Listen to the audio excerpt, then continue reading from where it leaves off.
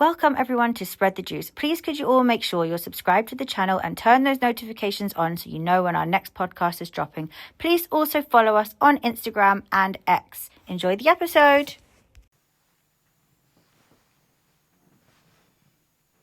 Welcome back to let me start again. Welcome back everyone to Spread the Juice. This series is a business series, so today I'm going to do an episode on my own because basically I've been let down, but I also thought it would be really important to get my business views across and what I'm doing and answer a few questions from you guys. So I've asked through Instagram, actually, do you know what? I can't fucking see. These are Pulp Vision. They're my shades and I might put them on and off throughout this, but I want to be able to see properly. That's how good they are.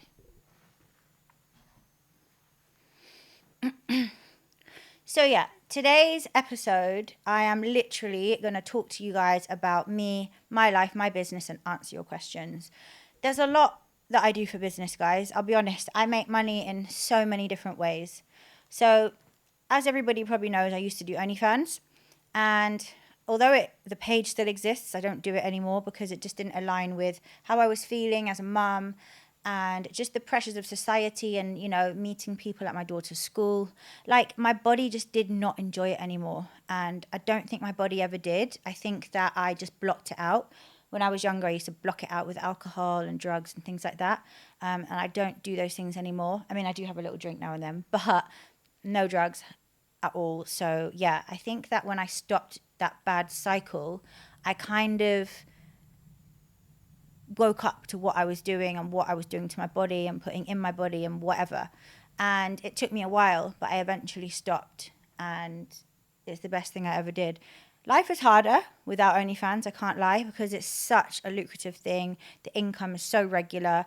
You don't have to do anything apart from make content, but you can literally make money in your sleep. And that is something that is really hard to replace.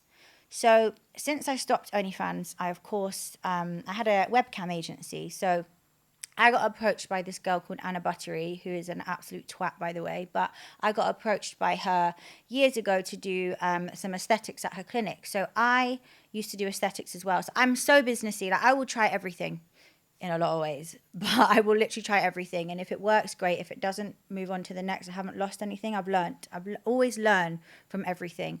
So even if I start a business or start something and I don't get what I want out of it, I still see it as a lesson learned. I either learned that it's not the right thing for me, or I learned a strategy, or I learned who to trust, who not to trust. Anyway, so I was doing aesthetics and this girl, Anna, approached me to come to her clinic. So I came there and we had a great time and I thought, this is a really nice girl.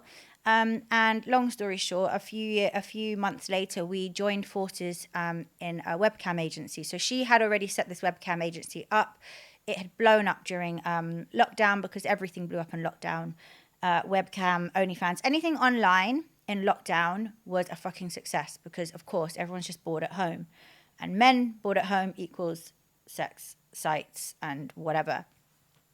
So then Anna saw dollar signs in me and thought, Gemma can build this agency up. So let me get her on board. So I came on board and I actually worked with Anna for a good few months without taking any cut off anybody. I was just doing her posts as a friend. And I started to bring in hundreds of girls. And that's when I said to her, look, I need to get 1% of these girls that I'm bringing in, because I was using my social medias to bring them in. And whilst I was doing that, I was cutting money in other areas of my life, like brand deals. You know, I'm promoting something like a webcam agency. It does cut deals and it kind of limits your audience. So this went on for about a year. I ended up getting a cut off just the girls I brought in and not the whole agency, which is fine. I agreed to that. Even though I'm building the brand name up, nobody knew what the agency was until I came along and started promoting it. And hundreds of girls came because of my posts. I also paid my friends to post. A lot of them did them for free, but of course, it's their business. I'm not one of these people that's give me free stuff. I'm if you're doing that, let me support you and I'll pay your fees. Of course, I got some mates rates and some people did me posts. But I had people like Chloe Khan, Chloe Brockett, Jack Fincham, big names in the industry do posts for this agency. The whole time, Anna never let me once log into the agency website. I feel so stupid that I let this girl do this to me. But the whole time I never saw what was really coming in and really going out. So the money that was coming in and the money that was going out, she told me. And every time I asked her to show me, there was always an issue of why I couldn't. Either I wasn't allowed, or the computer was broken, or XYZ. There was so much bullshit around the whole thing. And I feel fucking stupid. I just went with it mainly because it was my way out of OnlyFans. And I was thinking about my daughter. I was like, this is what I'm going to do so my daughter doesn't have to see her mum on OnlyFans. That was my thought process. And Anna knew that. And she kind of like took that and ran with it and played on it. Literally, she played me. She would always get the money wrong, and it really frustrated me, and it made me really depressed. And there'd be times when I'd have to ring her to ask her how much money we made, and she knew that that's what I was ringing to ask, so she would ignore my calls, because I'd sometimes have a question of like, this doesn't add up, and then she would ignore my calls and say, sorry, I'm just doing this, sorry, I'm just doing that. She then later, after this whole bust up happened, claimed that I would harass her phone. Mate, I'm only calling you because I want to know how much money I've made because I've got a child to feed. Anyway, this is me just going into it like it's kind of done now, and I've set up my own agency, and loads of the girls who are with the agency because of me have come across, and loads more are coming across, and we've got loads going on, loads of plans, Christmas party. Everything's just a lot more hands-on at my agency, which is called Lush and Loaded. So she ripped the business away from me and basically cut me out of the business. She did it about 3 or 4 times and left me with nothing because I found out she was stealing from me. So she was stealing money that she basically played me because I didn't know how much money was being made. So she could tell me £1,000 has been made, your share is £500, when actually £2,000 had been made and my share was £500. This was a big mistake. So my point in telling you this, guys, is do not trust anyone unless you've known them a very, very long time and you've got a contract in place. Now, with Anna, I did have a contract in place, but I chose to go a different route. I still have the right to go against the contract and sue her. But what I'm doing instead is building my own agency and taking back the girls who came because of me, which there are a lot. Of course, some girls don't like me because of the whole Rebecca Goodwin situation. But anyway, I'm not going into that. Anyway, in business, it's so important to put your all into everything. So if you have a dream, you need to write that dream down. You need to write your goals step by step. You need to write how you're going to do it, what you need to do, and who's going to help you get there. And if it's only you, then that's fine. Trust me, that's fine. So since I stopped doing OnlyFans and since Anna stole my business off me and conned me and frauded me, I have set up my sunglasses brand, Pulp Vision. Now, Pulp Vision is a brand that I decided to make in alignment with this in alignment with this podcast. So this podcast is obviously called Spread the Juice. And to align with Spread the Juice, I chose the word pulp because pulp is the best part of the juice. And I like it because it's subtle. Not everybody will know that's why I've called it that unless they've put 2 and 2 together. But trust me, a lot of people haven't. I mean, I think it's obvious, but a lot of people haven't. Now, what I wanted to do with my sunglasses brand, I wanted to inspire people to change their life if they want to. A lot of you might sit there and think, oh, well, you can do it. You've got followers, or you can do it. You've already got money, or whatever it is. But that is just making excuses. Don't make excuses for your future. It's your fucking future. It's nobody else's. So you're making excuses is only going to affect you. Fuck the excuses. Yes, it might be harder for you, or it might be harder for me than somebody else. It's hard. It's not meant to be easy. But you have to do it. If you want to do something, you have to try, because we're all going to leave this planet at some point, and you're going to be sat there in your rocking chair at 80 years old thinking, why didn't I even try? And if you try, you'll get there. And when I say try, I don't mean just make a logo and sit there and do nothing. You have to actually put the work in, research, Do your research. Research other brands that have done similar to you. Make sure that you're choosing something that there is a gap in the market, something that's not too competitive or oversaturated. Like sunglasses are quite oversaturated, but the thing is with me is that I have really worked so hard on the branding, and I'm continuing to do so. Don't get me wrong, Pulp Vision isn't fucking flying. It's only still a new brand. Another thing that everybody has to do in business is be patient. A lot of people want the money quick, fast money situations. This isn't going to happen. Fast money usually means dodgy money. People that can guarantee you thousands and thousands of pounds in a very short amount of time. I'm not saying everybody's like this, but I would definitely say be careful of those situations. If you're prepared for the journey, it has to work. The journey takes time. It's not a quick fix. It takes time. It takes a lot of perseverance. There's ups and downs. There's people along the way that might drop you or leave you or abuse your trust. But as long as you know in your heart that you're doing the right thing for you and you don't give up and you're the core of the business, then it has to work. You just have to persevere. Trust me, there's been times when I've thought, fuck this, I can't be bothered to do it anymore. I don't want to do the sunglasses anymore. I don't want to do the podcast anymore. There's times when parents wish they weren't parents at the end of the day. Like, doesn't mean they want to get rid of their children. It's just, you have to take the emotions with the journey and always make sure that the end goal is where you're going to get to. So for me, for Pulp Vision, the slogan is embrace your inner edge. So I believe that everybody's got something within them, a way that they want to express themselves or portray themselves or feel that maybe they're a little bit too shy to portray, or maybe they're a little bit nervous to put out there or scared or whatever. I mean, those words are all quite similar, but you know what I mean. Or maybe you're not too scared to put it out there and you already have, and you just want more to express that. So I want people to buy Pulp Vision and my sunglasses and basically feel like themselves and feel like they are portraying themselves to the world how they want to be. Like, I believe sunglasses finish off an outfit. Like, I'm such a sunglasses person. That's why this all looks so messy, fucking hell.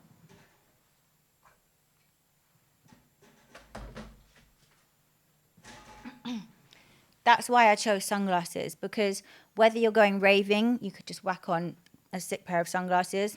Obviously, if you're going on holiday. Obviously, if you're driving in the winter and it's all frosty outside and the sun's beaming in your eyes, whack on a sick pair of sunglasses. If you're at a photo shoot, if you're wearing a yellow dress and you want a nice pair of yellow sunglasses, I've got a really cool pair called Daydream Acid that are just yellow. They're like limey green yellow. Whack them on. Like, I just feel like they top off your outfit. Oh my God, I'm just looking at the screen. They just look so cool. And also, I'll be honest, I suffer with anxiety a bit, right? And sometimes if I'm in a situation where I feel overwhelmed or anxious, I just like to put them on. And it kind of, I'm still there, I'm still present, but it just makes me feel a little bit more like I can hide. And that's not something I want to push. I don't want to say hide, but it is kind of hiding without hiding, because I'm still here, I'm still talking to you, I'm still present. Obviously, I wouldn't do it in someone's face, you know, but actually I might if it was like, you know, the clear ones. But anyway, I love sunglasses, and I really think sunglasses top off an outfit. Apart from that, just on the business front, I also see the adult industry. So, of course, my OnlyFans is still there. It makes me a little bit of money. But my view of the adult industry now is to basically use the money from the adult industry to build my other things. So it's not like I'm using the money to buy diamonds and cars. Like, I used to buy all this mad jewelry, and I used to have Lambos, Rolls Royces, you name it, I've had it. But then I realized I want to stop this shit, and I'm not doing anything about it. Like, I say I want to stop, and I say I will one day, but what am I actually putting in place to stop this fucking shit? And it was nothing. I was doing nothing. I was still buying jewelry. I was making sure everything was iced out around me, and I had the sickest houses and cars. But I wasn't doing anything to make sure that I had something to do after this. So that's when I decided I need to fucking buck my ideas up, even with the camming. So I love camming. I still do camming because I think it's so different. It's one-on-one. It's not the same as OF. OF, you literally blast your content out to the world. It gets leaked everywhere. Everyone sees it, whether they pay for it or not. And I think it's just damaging. Mentally, it's damaging. But camming is so private. and it's inspiring. Like, girls in my WhatsApp cam group, by the way, they all are amazing. I love you all. And I literally feel like it's where women uplift each other. You're the boss of your own content. Your content is you. Nothing's being recorded. And there's a huge difference. I'm sick of people putting them under the same umbrella. I'm not slagging off people that do OnlyFans, by the way. I just personally feel that if you do OnlyFans and you're a mum, it isn't the best thing to do. I just don't feel like that. And I'm sorry, if you are a mum and you do OnlyFans and you think it's fine, that's fine. But everybody's entitled to their own opinion. Camming, on the other hand, is very different and it's private. You could literally be a cam girl and no one would know. When I was a stripper when I was younger, nobody knew. And I did it for years. Nobody fucking knew, because you go into the strip club, you do a dance for that one guy, and then the night's done and nobody fucking knows. Whereas OnlyFans, you have to promote it on social media. You have to push and push and push reels all the time. And people can just leak your content. So anyway, I literally use the adult industry to build other businesses. So don't get offended if anybody has been by that. It's a good thing what I'm saying. You can use it to build other businesses. And if you don't want to stop the adult industry, then don't. But isn't it good to have something that you can literally have that's running in the background that isn't associated to the adult industry? So if and when you ever decide you don't want to do it anymore, you can be like, okay, it's time for me to put that on hold. Now I've got this. And that is my plan with Pulp Vision and this podcast. And it's really working. But I tell you why it's working. Because I fucking did it. I got off my ass and I made it happen. I started this podcast in March this year. And it's done so well. And I've had the most amazing guests on it. I've had the most amazing feedback. And I've built a sick platform for people to come and sit with me and basically tell their story unfiltered. I am not on this whole like, oh, say the right thing to say, don't offend anybody, or make sure that it's like acceptable and blah blah blah. No, say what the fuck you want to say. Obviously don't be disrespectful, but tell me your story. How did that feel for you? How did the world portray you? How did the TV portray you? Or how did that person in your workplace make you feel? Tell me, tell everyone your point of view. You're not wrong because this is your point of view. That's one thing I'm fucking sick of in this world, is people like basing or putting you in a box that is similar to a box that someone else is in because they did something similar to you, or you said one thing, so you must mean that you like X, Y, and Z. I'm fucking sick of it. In this world right now, there is no freedom of speech. There is absolutely no freedom of speech. And anyway, this podcast, I want everybody to feel comfortable, and it's a positive place for you to speak about what you want to speak about and your experiences. So on that note, I just want to say, from the business side of things, if any of you have a business that you are struggling with, please DM me. I am not a professional at helping people, but I can help.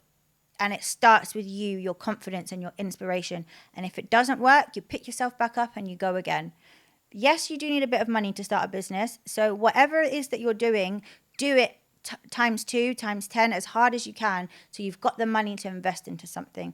Now, one thing I would say with starting a business, if you want to sell something or a product or whatever, my advice would be, although I've got sunglasses, so this is contradicting that, but I've learned this, is sell something that you don't need to keep producing. So every few months I produce a new range of Pulp Vision. Like, these are one of my favorites. These are called Panther and I love them.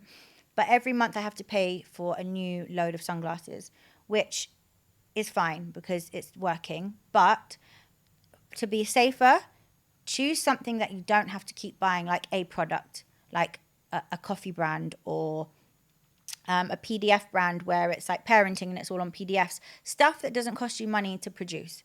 Because then you can spend all the money on advertising, and meta ads are so important. Meta ads are how you build businesses on social media these days. Of course, there's loads of different strategies, and some people might say I'm talking shit because you can do it another way, but this is what works for me. But again, the most important thing is I never gave up. Nothing's going to happen if you fucking sit there at home in your bed wishing that you had all these things by scrolling on Instagram. So the worst thing you can do is scroll and look at other people's lives, because half the time it's not real and you'll never get it if you're sat there scrolling. So for me, if I ever catch myself scrolling, I stop. I put my phone away, or in fact, no, I swap apps and I go and do something like I go on Alibaba and look for sunglasses for my brand, or I go on another wholesaler site and look for sunglasses, or I start designing a new pair of sunglasses, or I'm starting a kids ski wear range. Like, these are all things that even if they're not turning into something real in the moment that you're in, it's still education. You're educating yourself. You're not looking at fucking so-and-so's new Range Rover that she probably got from her drug dealer boyfriend. You're not.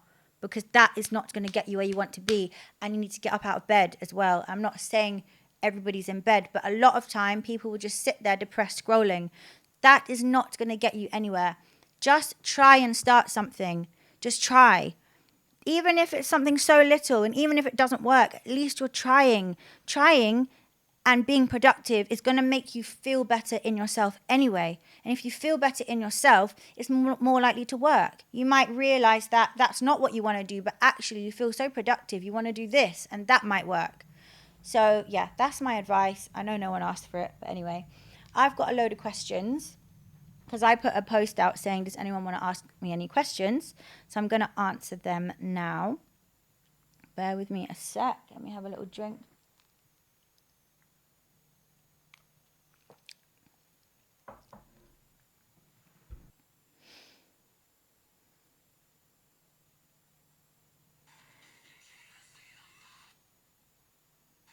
Oh, Marilyn Manson. I met him the other day. Oh my God. He is like a dream. Right, okay. Questions. Right, the first question I've got, I absolutely love this question. So the first one is Kourtney or Kris. So those are the Kardashians, obviously. Kris Jenner, Kourtney Kardashian. I love all the Kardashians. I know that's going to be something that people might not agree with, but I love them all for loads of different reasons. And this is a business podcast, and I'm sorry, but you cannot say that they don't know how to do business. But Kris Jenner is a fucking Wonder Woman. I wish she was my mum. Like, I think she is one in a billion zillion, like, if that's even a number. She is like, is she even real? She's like this magical Wonder Woman. There is no one like her on this planet. She has created the biggest empire, not just the biggest empire, but she's such an empathetic, loving, caring mum from what I can see. And I believe what I see. So I love her. Who is my business inspiration? Now, this is a really good question. I'm trying to think who it is without upsetting anyone, because my obviously go-to is Mr. Tate. But funnily enough, I've had a lot of issues by being inspired by Andrew Tate. People don't want to come on my podcast because of it. I got kicked out of a podcast studio because of it. But from a business point of view, I'm sorry, but he's a multi-billionaire. So, yeah. Dream guest on my podcast is got to be Marilyn Manson and Eminem. I can't really choose between the two, but both. Let's have them both sat right there. What motivates me? So what motivates me the most is my daughter. My daughter is 6 years old, and to be the best for her and give her everything that she ever needs and give her everything that I didn't have, and listen to her as much as I wish I was listened to when I was younger. And basically, I want to take everything that she does seriously, even at this age. Like when I was younger, I loved performing arts. I loved dance. I loved all of these things, but nobody took me seriously. They just thought that was a silly little hobby. No, I wanted to be a dancer, and nobody took me seriously. So I ended up not being a dancer. Well, I did. I ended up in a strip club, but that's not the kind of dancing I wanted to do. So I want to take everything seriously and give her every opportunity. And for that, she motivates me because I need to do the best I can to give her that. What's your favorite type of holiday? Now, this is a tricky one. Split. I love a hot holiday. All my life, I've loved hot places. But I think I slightly prefer skiing. I love being in the Alps, in the mountains. I really want to go to Whistler in Canada. I also really want to ski in Japan. Those are like my dream holidays. I think I like to be in the snow more. I like ski outfits too. I like getting pissed in the snow. I do like the sun. I think I've just done it so much. And I mean, after you've sunbathed for fucking a week, like what else is there to do? Oh my God, that sounds really bad because I actually go to Ibiza for like 4 weeks every year. But I think I would choose, at this time in my life, I would choose skiing over sun. I just love being cozy. How long have I had my horse for? So this is a good one. I've owned my horse for 7-8 years. I recently had a sharer who borrowed my horse for 18 months, which of course was so lovely of me that I let someone borrow my horse. Borrow being the key word. And when I took my horse back, they absolutely went crazy, like they owned the horse. And it's very bizarre. They've been saying weird things about me. But anyway, it's my horse. Apparently I'm jealous of my own horse. My horse, I love my horse, and you're going to see so much horse content. How do I stay fit? That's a great question, but it relates to the last one. So I horse ride, I dance. I have an amazing dance teacher, Josh Pillmore. He is amazing, and we do all kinds of street hip hop. I even did a dance to Marilyn Manson song the other week. But yeah, and I also go to the gym. But gym for me is like a love-hate relationship. When I'm in the gym, I feel like I wish I was on my horse. And will I be exercising just as much? Probably, because when I'm riding, you're exercising your whole body. And like when I'm pushing the wheelbarrow around the yard, like it's fucking heavy and shit like that. What made you decide to full body tattoo? Like that's a really good question too, from Reese. What made me decide? I didn't actually think I want to get my whole body tattooed. Like that never went through my head. It was just more, I got one. I actually got this skull on my arm, and I thought, I fucking love that, but that's my last one. I'm not getting any more. I had one on my arm, and I thought that. Then it was another one. I was like, oh, just one more, just one more. And then it just turned into this. So yeah, it's kind of like an ongoing addiction. It wasn't like, right, I want to get fully covered. Okay, next question. I've got loads of questions here, actually.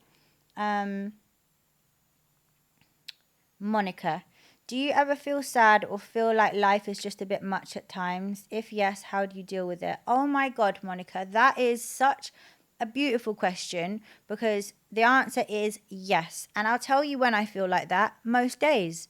So if you feel like that, it's normal. I don't know about anybody else, but for me, when I know that other people feel the way I feel, it kind of gives me comfort that it's normal.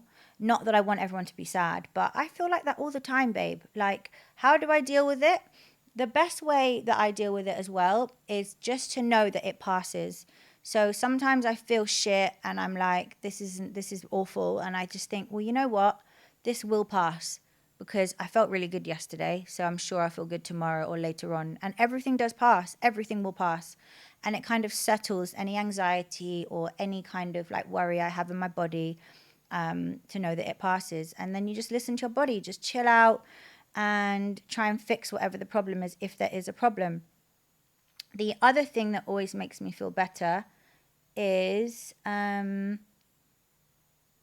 think that was it. It passes. Oh yeah, that was the other thing. Whenever I feel like that, I always think of people who are much worse off than me. Like sometimes I get a bit in my head like about money, because I used to have loads and I still have money, but I'm not making what I used to, because I don't do OnlyFans anymore. But then I think some people have fucking nothing. Like, and I've got, good supportive people around me who would never let me go broke or never let me be in a bad position. Not that I'm anywhere near that, but people don't have anybody. Some people have nothing and have no one, and that is got to be a worse place to be. Has got to be a worse place to be, I mean.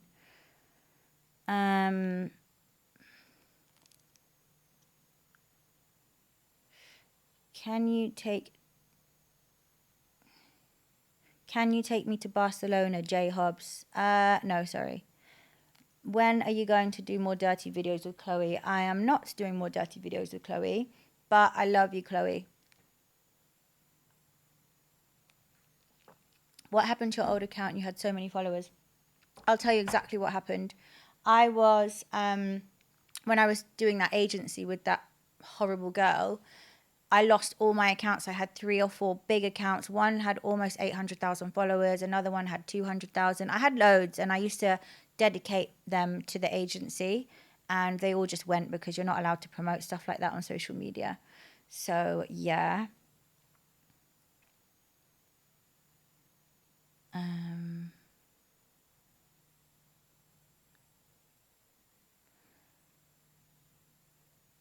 Are you ever going to spill the beans on what happened with Nicholas? There isn't really much to spill, really. That is really, yeah, there's nothing to spill.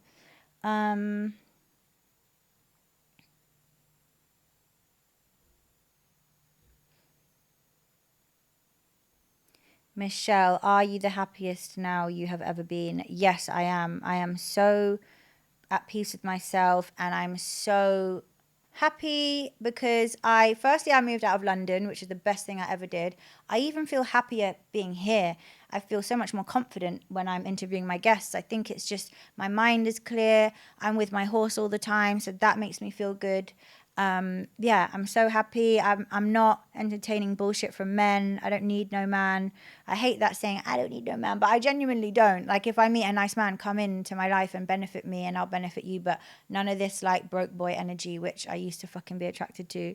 And it literally gives me peace that I'm not attracted to that anymore. A hardship. Okay, Danielle, what is a hardship you faced growing up that you would want to teach your daughter about? A hardship I faced was being sent away from a young age. I was always sent off by my parents. They didn't really want me to be at home. They wanted me to be in boarding school. Then they sent me to this camp, blah, blah, blah. And that was difficult. But my daughter will never go through that, ever. Right, let me check my other phone to see if there's any more, because there's a lot of very similar questions on here. Do you think Marilyn Manson is an abuser? I love him, by the way, and I'm conflicted. Joanne, no, I don't think he's an abuser at all. I think that people love to throw that word around and, 20 years later say shit about someone who's famous. It's just, you have to look at the evidence and the facts. He hasn't been convicted. Neither has a lot of people that people think are sexual abusers or whatever. And trust me, I am not down for no sexual abuse. Like, clearly, I'm very against that. But I'm also against people's names being tarnished when there is no conviction or charge, So I don't really want to talk too much about that. But I think Marilyn Manson is a fucking sick, talented, amazing, sexy guy. And I would have him on the podcast. If you could go back and speak to yourself as a teenager, what advice would you give yourself? Chris, now that's a really good question. What advice would I give myself? Oh God, that's a deep one. Trust nobody. Don't befriend people too quickly. Like, I'm very like, oh my God, I love you, you're amazing. And in fact, I'm not so much like that anymore. Now I'm a mum, but before I used to really just think that if you were nice to me, you liked me and you were my friend and there was nothing you wanted from me. You weren't trying to use me, or you weren't trying to get something out of me. The same thing, but you know what I mean? It like didn't have an ulterior motive. I used to always think that, but now I don't think that. And I say before I was a kid, but I mean before before I had a kid, but that's not the case, because that happened to me recently with that Anna girl. She used me and completely hung me out to dry and lied to everyone and stole off me and other people. Who's your most favorite PA? Kate, you're my most favorite PA. I've got this most amazing PA called Kate, and she literally, I couldn't live without her. Like, she sorts my life out. And if anybody, let me talk about ADHD for a second, because I have severe ADHD to the point where everybody's got different things that they struggle with in life in general, but also with ADHD. So mine is, my brain is scatty. Like, my banking stuff is all over the place. I can't remember what I've got to do the next day. I can't handle my emails. I can't open my post. I can't organize those things in my brain. And Kate fucking does it for me. And thank you so much, Kate. Hats off to you for dealing with my shit, because there's a lot of shit there. What regrets do you have from when you were younger? George or George. That's from George. What regrets do I have from when I was younger? I regret... what do I regret? Do you know what I regret? It's a tough one because I would have to regret a lot of stuff to do with this, but I regret getting expelled from there were two schools that I went to that I really liked. Well, one, Dean Close in Cheltenham. St Mary's Khan, I did actually really like that school. I was just very troubled. So I regret getting expelled from those two. They're very posh, strict boarding schools, but I had fun with the people there. And, oh, what's that for? And I wish that I managed to stay there a bit longer. What's one thing that you hate about the reality TV world? Would you do TV again? That's what George asked me as well. So one thing I hate about reality TV when I was on it, it's changed now probably because of the shit they used to do when I was on it, is they used to get you so drunk to the point where you don't really know what you're doing and you do things that you regret. And the production were very, very forceful with their words and very manipulative and just made you do stuff that you didn't want to do, but they were obviously doing it for the TV and things that can never be erased. So yeah, thanks Sophie Alcock for that. And would I do TV again? It's a tough one. I would never go anywhere that I had to be away from my daughter. So things like Celebs Go Dating would probably be the only one I can think of that I would do, because you go home after. But I'll be honest, and I'll probably offend a lot of people when I say this, but I don't know how people go away from their children for a long amount of time, like mums. Like they'll go to do a TV show for 4 to 10 weeks, and some are 4 weeks, some are 10 weeks, away from their kids. They can't speak to their kids, they can't see their kids, and their kids are young. I couldn't do that. So yeah, and I don't judge people that do it, but I find it a bit bizarre that you can actually disconnect like that. I just couldn't, even if I really wanted to, which I would want to. What's my favorite wind down ritual from Sophie? So my favorite wind down ritual, I mean, I don't have a ritual as such, but I just love a good bit of maths or, Dating Naked or any of these kind of shows. I love to get into bed and just watch some trash TV for an hour and then pass out. Do I regret doing OF? So yes and no. I do regret it because I hate the stuff that the content's everywhere. As a whole, yes, but the money that I've made from it and what I've been able to produce for my daughter and my other businesses, I've managed to build them from it.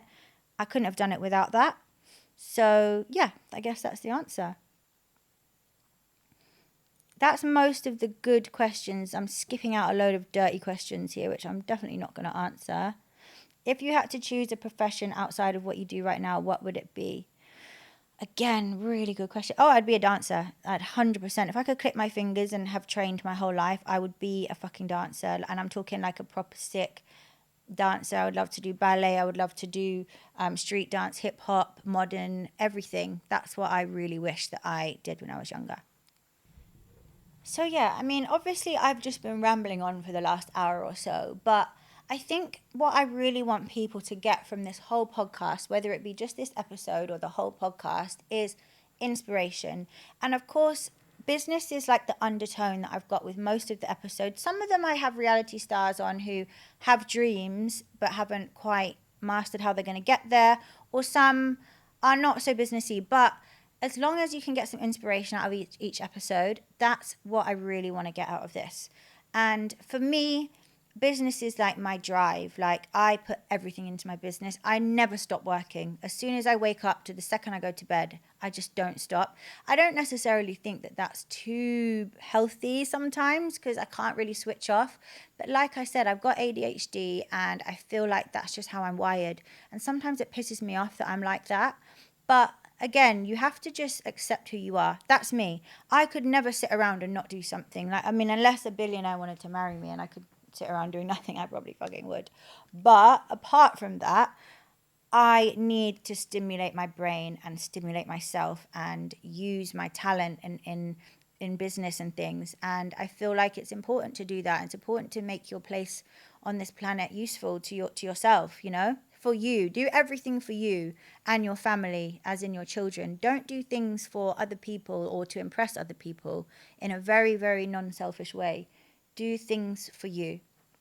And yeah, I think mental health has a huge part to play in my journey.